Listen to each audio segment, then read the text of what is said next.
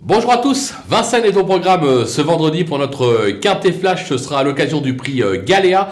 On va évoluer sur 2700 mètres, ce sera évidemment sur la grande piste, ils seront 15 à se rendre au départ.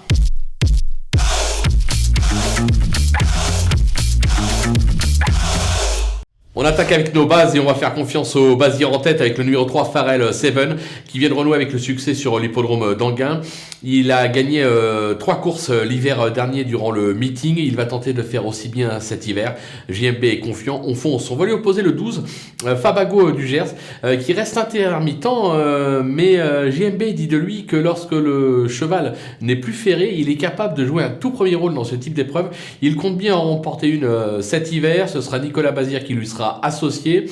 Je pense qu'ils sont capables de faire afficher le couplet Bazir dans ce quintet plus. Méfiance également avec le 5 Forest GD qui traverse une belle passe actuellement. Il compte plusieurs bonnes sorties sur la grande piste. Même si je le préfère sur 2100 mètres, je pense que vu le lot, il est tout à fait capable de venir jouer un podium. Du côté des opposants, on va se méfier de l'As Fils d'Aufort. Le cheval monte petit à petit en régime. Il affiche 2 victoires et 3 accessites en 8 tentatives sur ce parcours. Il sera plaqué devant et déféré des postérieurs, même sans être encore à 100% de ses capacités. Il doit pouvoir d'entrée de jeu bien faire pour cette première de l'hiver à Vincennes. Le numéro 8, Feeling Paco, alors sa forme est sûre et il n'a jamais déçu en 2 tentatives sur ce parcours. Il est mis en mode course, c'est-à-dire déféré des 4. Il ne faudra pas le sous-estimer. Méfiance également avec le numéro 2, Fosbury, qui n'a encore jamais failli sur la grande piste, mais qui reste sur 2 disqualifications. C'est un peu son talent d'Achille. Cependant, pieds nus avec un certain David Thomas, moi je m'en méfie, il passe un test à ce niveau mais pourrait s'y révéler. Le coup de poker ce sera le numéro 10 Fago Pico qui affiche 100% de réussite sur cette piste en 4 tentatives, 2 victoires et 2 accessites.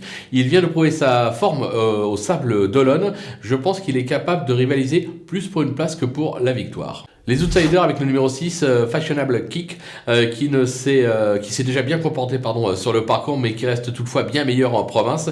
Méfiance toutefois. Franck Nivard a été appelé en renfort, ce n'est pas pour rien, je pense qu'il est capable de venir grappiller une petite place, tout comme le 4, Falcao de Chenu.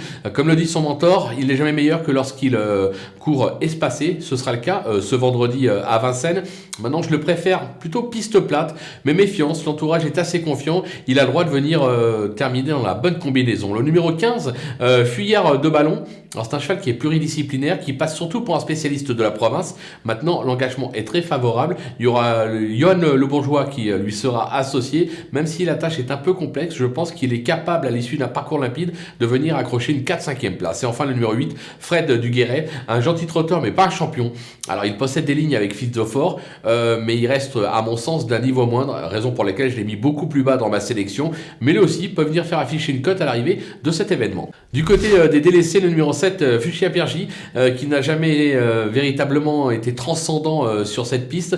Je le trouve encore loin de son meilleur niveau. L'entourage est assez confiant, mais moi j'y crois pas. Faut prendre des risques, je le prends. Le numéro 11, Feeling Boy, alors la qualité ne lui manque pas, mais il est encore en cours de préparation avec seulement un parcours dans les jambes. Je pense qu'il risque de manquer pour finir, raison pour laquelle on va attendre un petit peu avec lui. Le numéro 13, Fakir de Gèvres, qui compte quelques bonnes sorties sur cette piste, mais exclusivement sur les 2100 mètres. Il vient de décevoir, on le laisse ferrer pour l'occasion, je n'y crois pas du tout. Et enfin le 14, Freerider, qui reste sur 12 échecs, n'ayant pas pu conclure dans les 5 premiers depuis décembre 2020.